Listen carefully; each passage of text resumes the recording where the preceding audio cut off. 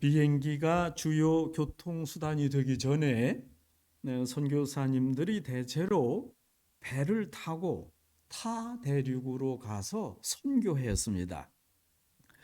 배가 맨 처음 도착해 머물렀던 해안 지역에서 선교하는 것이 수월했기 때문에 선교사님들이 우선 이 해안 지역에 복음을 전파했습니다. 그런데 선교사가 마냥 해변에서만 머물러서 복음을 전파할 수 없잖아요. 더 넓은 지역을 대상으로 복음을 전하고자 열심히 특심이었던 선교사들이 해변에 머물지 않고 내륙으로 깊이 들어가서 그 내륙에서 정착하고 내륙에 사는 이들에게 선교 활동을 벌였습니다. 선교 역사적으로 내륙 선교를 시행했던 최초의 선교사는 영국 출신으로 인도에 가서 복음을 전했던 윌리엄 캐리입니다. 현대 선교의 아버지라고 불리우는 윌리엄 캐리 선교사는 해안 시대 선교를 끝내고 이제는 내륙 선교 시대로 새로운 장을 열었습니다. 캐리 선교사는 인도 내륙 깊숙이 들어가서 전혀 복음을 듣지 못했던 사람들, 오늘 성경 표현대로 우르에 들지 않은 많은 양들을 찾아서 구원의 복음을 전했습니다. 스코틀랜드계 미국인 피터 카메론 스콧 선교사님 역시 아프리카 지역에 가서 선교를 했는데 이분이 교회를 창립했던 선교주자였고 나중에는 아프리카 내륙 선교회를 설립했습니다. 스콧 선교사가 아프리카 내륙에 들어가 선교를 하다가 말라리아 병에 걸렸습니다. 어렵게 병에서 회복된 후에 이제 함께 온 친동생과 더불어서 아주 힘있게 선교해서 복음에 아주 풍성한 열매를 맺었습니다.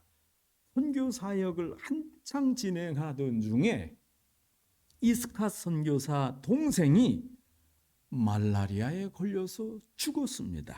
그리고 이스캇 선교사님도 열병에 걸려 심히 앓게 되고 할 수 없이 선교 활동을 접고 영국으로 돌아왔습니다.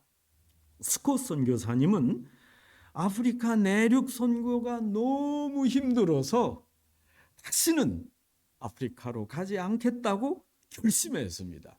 그러던 어느 날 스콧 선교사님이 영국 런던 웨스트민스터 애비에 안장된 리빙스턴 선교사 묘비에 적힌 내용을 읽고 한 대 맞은 듯 정신이 멍해졌습니다. 그리고 그 성경 구절을 읽고 깊이 반성했습니다. 스콧 선교사님이 마음을 다잡고 다시 아프리카로 돌아가서 그 내륙에서 큰 선교 업적을 남기고 자신의 사역을 잘 마무리했습니다.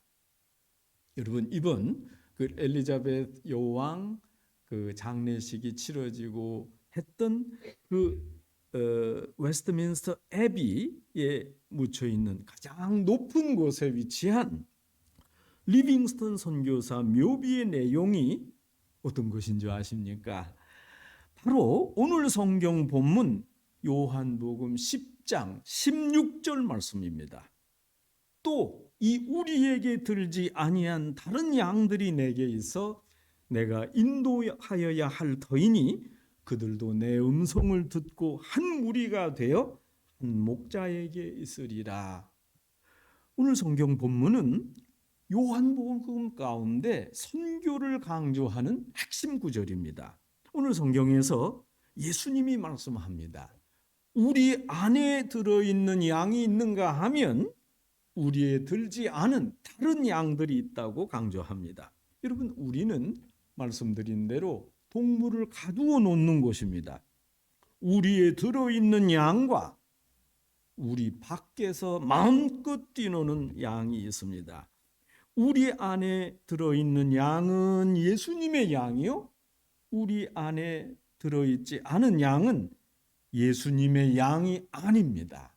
예수님이 아무리 훌륭한 목자여도 우리 안에 들지 않고 어떻게 그 양을 치겠습니까? 예수님이 우리 안에 들지 않은 양들을 인도할 때, 그러면 그 양들도 예수님 목자의 음성을 듣고 따라와서 목자 아래서 한 무리가 된다고 오늘 예수님이 말씀합니다.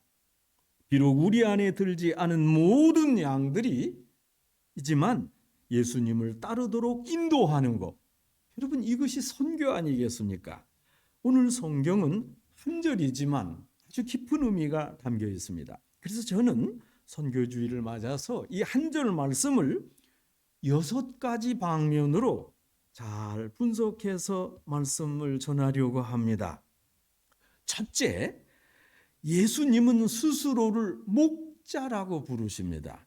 예수님은 선한 목자입니다. 예수님을 따르는 이들은 양들입니다. 여러분 사실 구약에서 이스라엘을 인도하시는 하나님은 선한 목자로 불려졌습니다. 여호와 하나님은 나의 목자시니 내가 부족함이 없으리로다. 여러분 모세나 다윗 같은 이스라엘 지도자들이 원래 목자 출신입니다. 목자는 지도자의 대명사입니다. 그래서 고대 이스라엘에서는 지도자를 선택할 때 목자 경력이 필수였습니다. 목자 정도 돼야 우리 무리를 잘 인도할 수 있는 지도자다 생각했습니다. 목자는 지도자로서 역량을 10분 발휘하는 직분이기 때문에 그렇습니다. 이런 성경 전통을 따라서 예수님 역시 스스로 목자라고 말씀합니다. 예수님이 목자라고 지칭하신 이유는 2가지입니다. 첫째, 예수님 자신이 온 인류의 생명의 목자요 구원자이시기 때문에 그렇습니다. 둘째, 예수님이 실제로 하나님이기 때문입니다. 하나님이 목자였으니 예수님도 하나님이니까 목자인 것입니다. 요즘 교회에서 사용되는 직함, 소위 목회자, 목사라는 단어 자체도 목자에서 유래한 것입니다. 목자가 있고 목자를 따르는 양이 있습니다. 양을 인도하기 위해 목자가 필요합니다. 오늘 성경에서 예수님이 나는 목자이다 이렇게 말씀합니다. 둘째, 어떤 양들은 예수님께 속해 있지만 어떤 양들은 우리 안에 있지 않아서 예수님께 속해 있지 않다고 말씀하십니다. 목자 예수님의 말씀을 듣지 않고 예수님의 교훈을 따르지 않는 양들은 예수님의 양이 아닙니다. 여러분 이건 소속의 문제요, 순종의 문제입니다. 여러분 옆집 사는 아이가 우리 집 가훈을 들을 필요가 없습니다. 또 그 아이들이 우리 가훈을 지키지 않았다고 역정을 낼 수도 없습니다. 이것이 바로 우리의 들지 않은 양의 문제입니다. 여러분은 예수님께 소속되어 있습니까? 교회 소속인으로 교회에서 강조하는 바를 순종하십니까? 제가 아주 오래전에 이스라엘로 성지순례를 갔을 때가 4월이었습니다.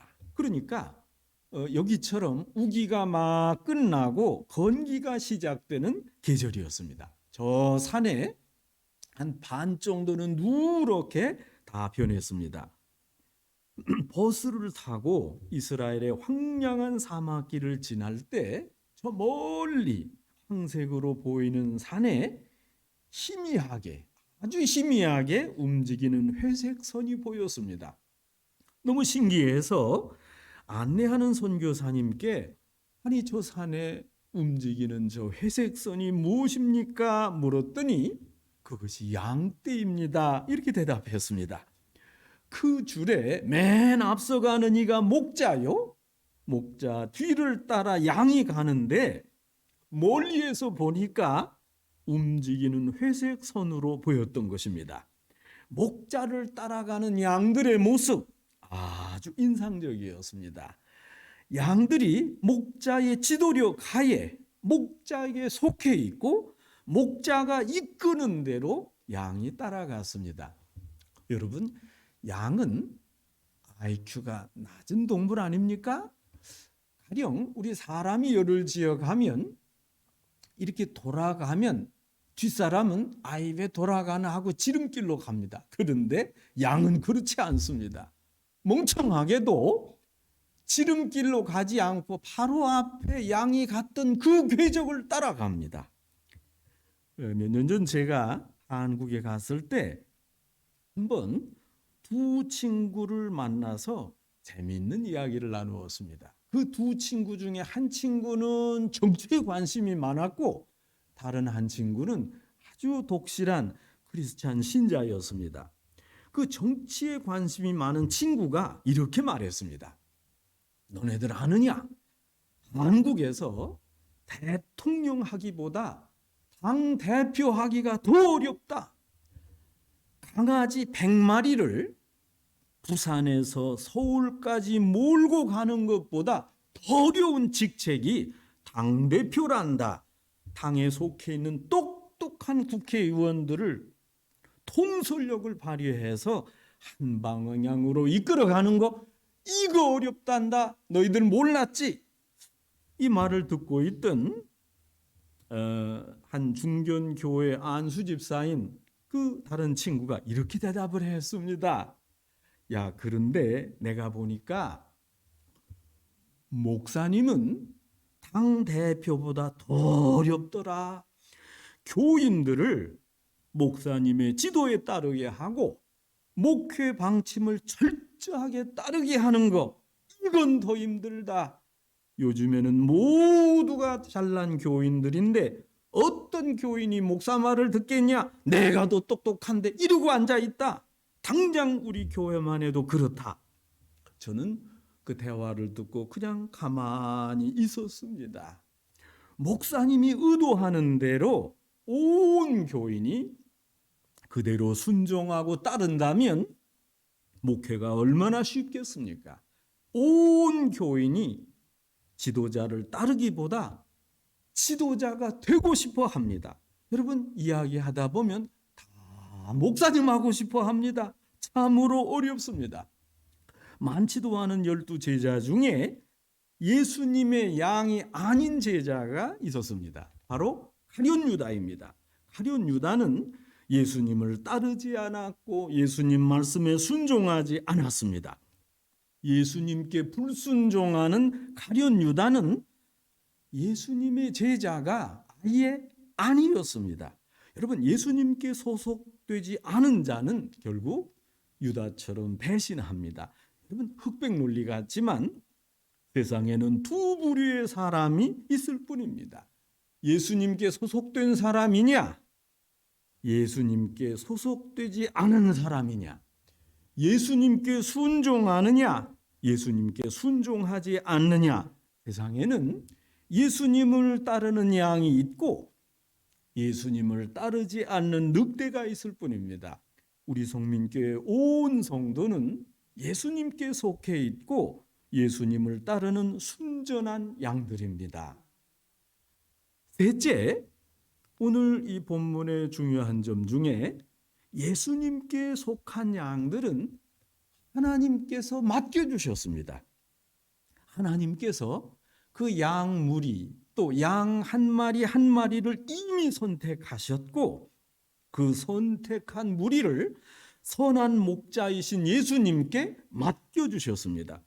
하나님께서 단독적으로 양들을 선택하셨습니다. 여러분, 우리 신앙 고백으로 그렇습니다. 어쩌다가 내가 예수를 믿게 됐나? 어쩌다가 교인이 됐나? 알 수 없습니다. 하나님이 그 어느 때 우리를 부르시고 선택해 주셨습니다. 하나님께서 맡겨주신 양인데 예수님이 목자가 되어 이 양들을 인도했기에 또 이 양들은 예수님의 양입니다. 이 내용이 요한복음 17장 10절에서 확인됩니다.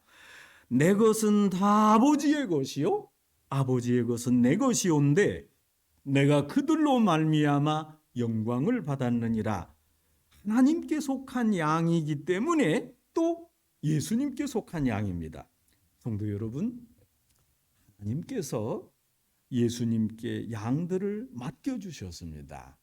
여러분, 이 내용을 조금 더 구체적으로 확장해서 표현하면 이렇습니다. 하나님께서 각 교회에 하나님의 양을 맡겨주셨습니다. 영어로 assign 해주셨습니다. 여러분, 저도 그렇게 믿습니다. 하나님께서 여러분들을 우리 성민교회에 맡겨주셨습니다. 하나님께서 저를 성민교회에서 목회하도록 또 임무를 주셨습니다. 그래서 제가 목사로서 하나님의 양들, 예수님의 양들인 여러분을 섬기고 위해 기도하며 이렇게 목회 활동을 하고 있습니다. 여러분은 모두 하나님의 양이요 또 예수님의 양이십니다. 하나님께서 여러분을 성민교회 양으로 위임해 주셨습니다. 내가 보살피겠지만 구체적으로 목자로 담당하라 이렇게 맡겨주셨습니다.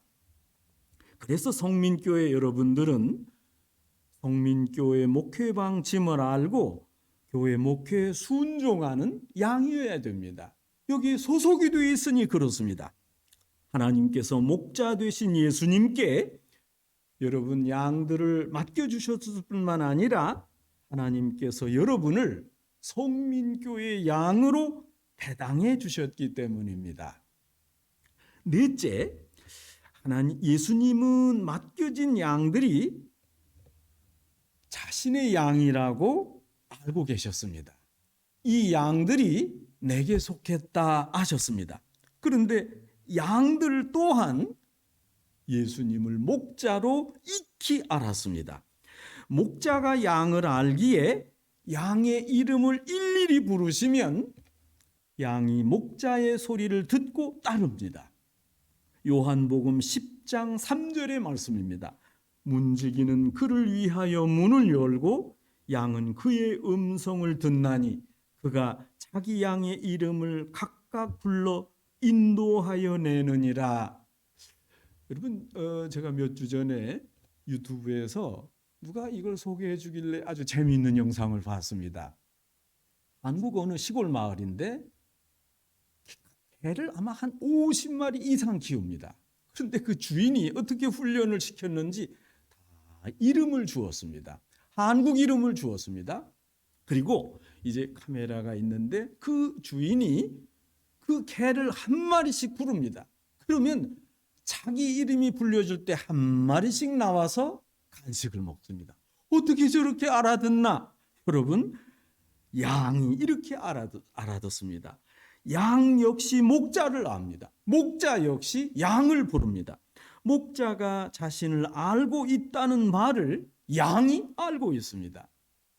양이 목자 예수님의 음성을 알아듣는 이유는 양이 예수님께 속해 있기 때문입니다.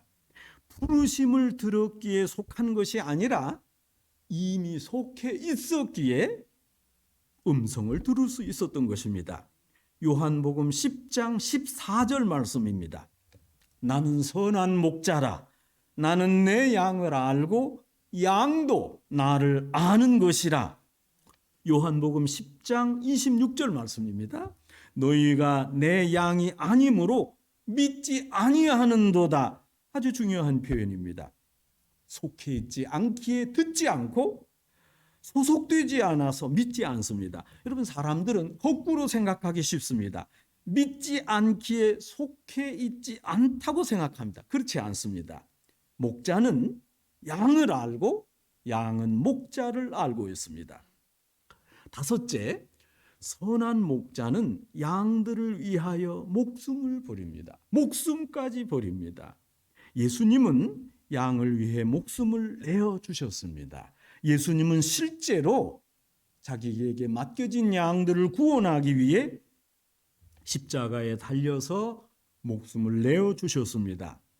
시편 23편에 생명을 내놓고 양을 지키는 목자 여호와 하나님이 등장합니다. 시편 23편 4절 말씀입니다. 내가 사망의 음침한 골짜기로 다닐지라도 해를 두려워하지 않을 것은 주께서 나와 함께 하심이라. 주의 지팡이와 주의 막대기가 나를 안위하시나이다. 여러분, 여기 나오는 지팡이와 막대기는 다릅니다. 지팡이는 가늘고 긴 형태로 한쪽 끝이 구부러져 있습니다. 짧고 굵은 모양으로 된 막대기는 양을 공격하는 맹수들을 막아내는 기구입니다. 어느 때 양떼가 숲속길을 지나다가 한 마리 어린 양이 그만 발을 헛디뎌서 미끄러지고 낭떠러지로 떨어졌습니다. 그때 목자가 긴 지팡이를 내려서 그 구부러진 끝에 양의 목을 걸어 낚아채 올립니다. 그런가 하면 지팡이는 어려움에 빠진 양을 건져내서 살려줍니다. 여러분, 그림 중에 그런 거 보셨지 않습니까? 양떼를 방목하는 중에 갑자기 들에 나타나서 양을 잡아먹으려는 늑대나 이리떼를 보면 목자는 급히 짧고 굵은 막대기를 들고 용감하게 나섭니다. 막대기로 늑대를 공격합니다. 요한복음 10장 11절 말씀입니다. 나는 선한 목자라. 선한 목자는 양들을 위하여 목숨을 버리거니와. 예수님은 이 말씀 그대로 온 백성을 구원하시고자 성부 하나님께 순종해서 자발적으로 십자가에서 죽으셨습니다. 예수님이 십자가에서 죽으심으로 온 인류의 구원자가 됐습니다. 여섯째, 이 본문에서 우리가 알 수 있는 바입니다. 선한 목자는 우리에게 영원한 생명을 주십니다. 여러분, 이 논리의 결말 구조를 보면 예수님이 우리에게 목숨을 내어주시고 그것으로 끝이 아니라 이어서 우리에게 영원한 생명을 주십니다. 여러분, 이것이 바로 완전한 구원입니다. 예수님께서 십자가에 달려 죽으셨습니다. 그러나 3일 만에 부활하셨습니다. 이후에 예수님이 승천하셨고 이제 재림하실 겁니다. 언제인지 모르나 예수님 다시 오십니다. 예수님 재림하셔서 이제 심판하실 때 이미 낙원에 가 있는 우리의 크리스찬 선조들이 일제히 부활체로 변화돼서 천국으로 돌아가게 되고, 지상의 성도들은 예수님을 만나 심판을 받은 후, 판결을 받은 후에 합격하면 천국으로 들어가 영생하게 됩니다. 예수님께서 십자가의 죽으심으로 우리에게 구원의 소망을 주셨다면 이제 재림하셔서 심판하시고 우리를 천국에 보내심으로, 영생하게 하심으로 우리의 구원을 완성해 주십니다. 십자가 부활이 구원의 소망이요, 재림이 구원의 완성입니다. 여러분, 우리는 지금 구원의 소망을 이미 가졌습니다. 이제 구원의 완성을 향해 나가는 그 도상에 있습니다. 과정에 있습니다. 예수님이 우리에게 영원한 생명을 주셨습니다. 이렇게 귀한 생명을 보장받은 우리가 이제 어떻게 해야 하겠습니까? 무슨 일을 해야 하겠습니까? 여러분, 이것이 바로 크리스찬의 윤리요 사명입니다. 여러분, 다른 종교는 우리가 열심히 해서 구원받는다, 이런 구원 체계입니다. 그리스도는, 기독교는 그렇지 않습니다. 먼저 받았습니다. 이미 구원을 확보받았습니다.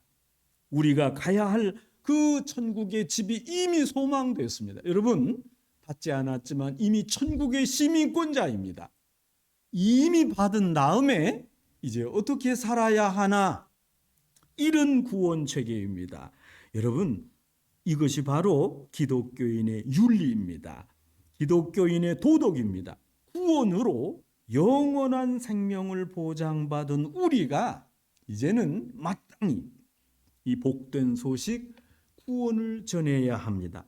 내가 이렇게 구원을 받았다, 내가 이런 천국의 시민권을 갖게 됐다, 전해야 됩니다. 그것이 영생을 가지게 될 우리 믿는 이들의 마땅히 해야 할 일입니다. 성도 여러분, 우리는 적어도 선교에 관해서 4가지 중요한 사실을 기억해야 됩니다.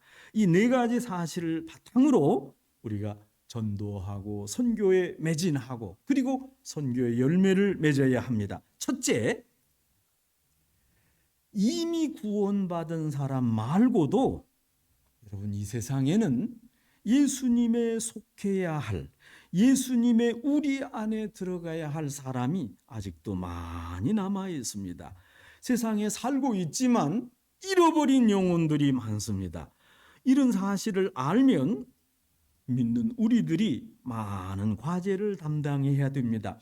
우리는 이미 믿어서 예수님께 속해 있지만 아직도 복음을 듣지 못한 사람들이 있습니다. 오늘 성경 말씀대로 이들 역시 선택받은 사람이고 하나님이 창조한 피조물이고 예수님께 속한 백성일지 모릅니다. 여러분, 그러기에 우리가 복음을 전해서 이들이 구원을 깨우치도록 해야 됩니다.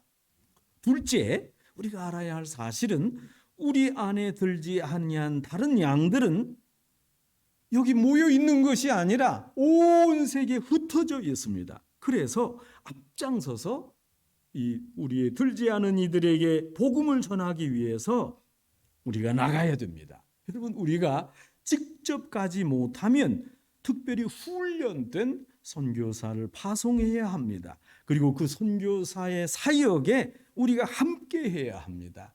기도로 또 재정으로 후원하고 기회가 닿는 대로 선교에 직접 참여해야 됩니다. 그래야 이렇게 전 세계에 흩어져 있는 양들에게 주님의 복음을 전할 수 있습니다. 셋째, 예수님께서 우리의 들지 않은 양들을 인도하십니다. 여러분, 우리가 예수님을 도와드려야 됩니다. 예수님이 하나님이신데 우리가 뭘 도울 게 있느냐? 그렇지 않습니다.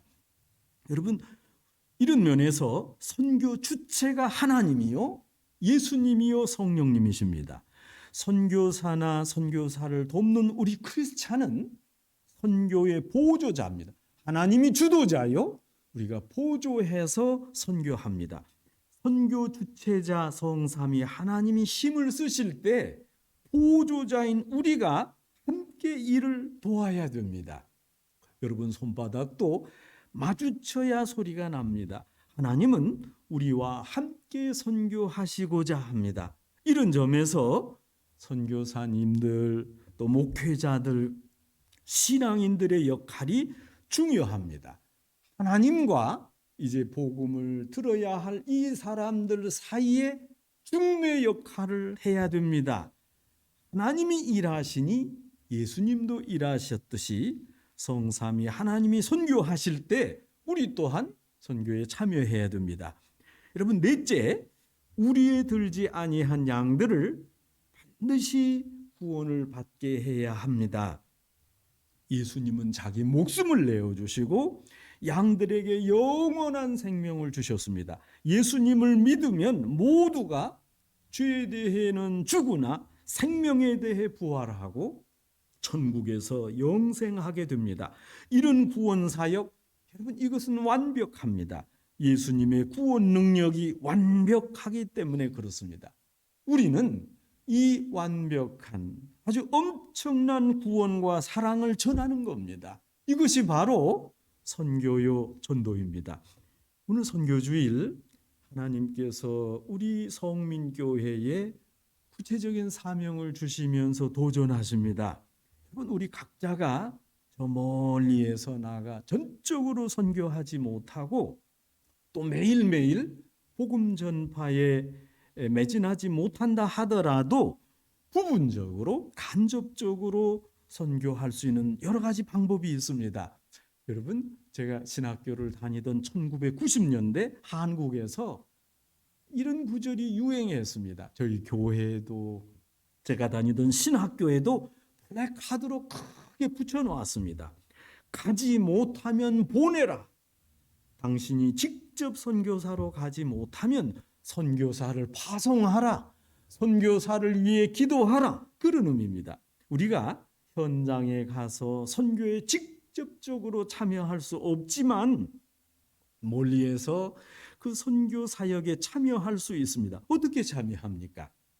우선 선교를 위해 기도하셔야 됩니다. 여러분, 기도할 때 내 기도부터 먼저 하지 마시고 중보기도, 남을 위해 먼저 기도하시고, 그리고 맨 마지막에 나를 위해 기도하시면 어떻겠습니까? 또 선교사의 마음으로 선교 헌금을 봉헌하고 우리 교회 이름으로 행하는 선교에 여러분이 참여하게 됩니다. 여러분, 우리 교회에서 도울 때 어느 개인으로 나가지 않습니다. 여러분이 헌금하지만 성민교회 이렇게 선교비가 나가게 됩니다. 우리가 후원하는 우리 교회가 한부모 가정사역을 감당합니다. 부부가 중에 한 분이 사별했거나 또 이혼한 가정을 한국에서는 한부모 가정 이렇게 부릅니다. 제가 한국에서 떠나던 99년 때만 해도 한부모 가정 이런 말은 없었는데 새로 만들어졌습니다.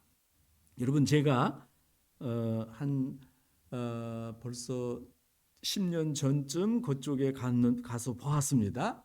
자녀들을 위해 장학금을 지원하고 또 그 자녀들은 방치되어 있으니까 끝난 후에 이제 교회에서 함께 공부할 수 있도록 그런 사업을 하고 있습니다.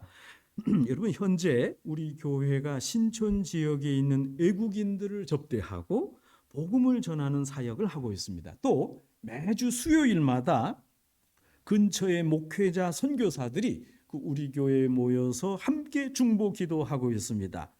여러분, 또 젊은 대학생들에게 복음을 전하는 것 얼마나 중요합니까? 여러분, 우리 교회가 그 University of Michigan 대학교 선교 사역을 돕습니다. 여러분, 북한은 우리의 영원한 기도 제목 아닙니까? 여러분, 한국 대한민국 헌법에 보면 한국이 어디냐? 한반도와 그 부속 도서로 한다 이렇게 되어 있습니다. 지금 북한은 한국 대한민국 헌법으로 한국입니다. 그런데 지금 사정상 북한이 거기를 점유하고 있습니다. 한국입니다. 여러분, 위에서 기도하고 선교해야 됩니다. 한반도 통일과 북한의 복음 전파를 위해서 특별히 우리 코리안 아메리칸 기도하고 후원해야 합니다. 여러분, 우리가 미국에 연접해 있지만 경제적으로 어렵고 신앙이 두텁지 않은 멕시코를 위해서 우리가 더욱 애쓰고 기도해야 하지 않겠습니까? 여러분, 여기에서 8시간 반만 남쪽으로 가면 멕시코입니다. 여러분, 멕시코에 가시면 너무 어려워서 그저 미국에 있는 이 자체로 감사를 느낍니다. 여러분, 미국의 크리스찬으로 해야 할 일이 많습니다. 여러분, 우리가 말씀드린 대로 베트남의 2개 교회를 2012년에 개척하고 교회당을 건축했습니다. 여러분, 지금은 여력이 없지만 우리가 2 교회를 위해서도 기도해야 됩니다. 성도 여러분, 우리 안에 들지 않은 양마저 예수님이 인도하고자 하십니다. 저 양은 내 양이 아니니까 그저 내버려 둬라. 나는 우리 안에 든 양도 버겁다. 예수님이 그렇게 말씀하지 않았습니다. 우리 믿는 이들이 예수님의 제자입니다. 그러면 예수님의 뜻대로 살아야 됩니다. 우리 모두가 예수님의 선교 파트너가 돼서 우리 안에 들지 않은 양들에게 복음을 전해야 됩니다. 먼저 믿은 자로서 예수님의 선교 사역에 열심히 참여하고 또 맡겨진 임무를 감당하시는 온 성도 여러분 되시기를 주님의 이름으로 축원합니다.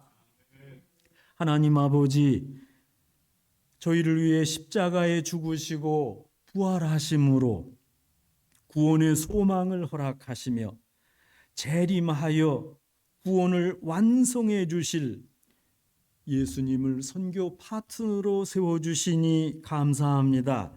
예수님께 온전히 순종하고 예수님을 따라 열심을 다해 선교하는 성민교회 되게 하옵소서.